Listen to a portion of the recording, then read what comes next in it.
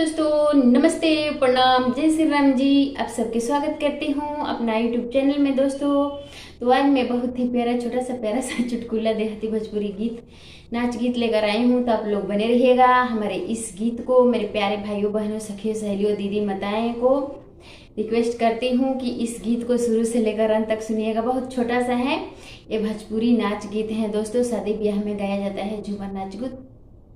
तो मेरी प्यारी बहनी जरूर सुनना, सखियों सहेलियों जरूर सुनना, शुरू से लेकर अंत तक सुनिएगा इस हमारे गीत को, बने रहिएगा। तो चलिए मैं सुनाने जा रही हूँ।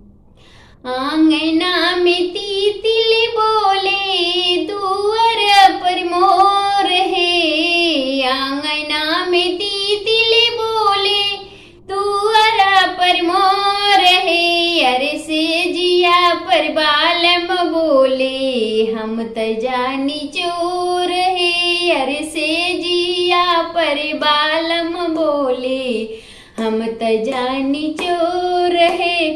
आंगना में तीतिल बोले दुआरा पर मोर है, आंगना में तीतिल बोले दुआरा पर मोर है, अरे से जिया पर बालम बोले हम त जानी चोर है, अरे से जिया पर बालम बोले हम त जानी चोर है।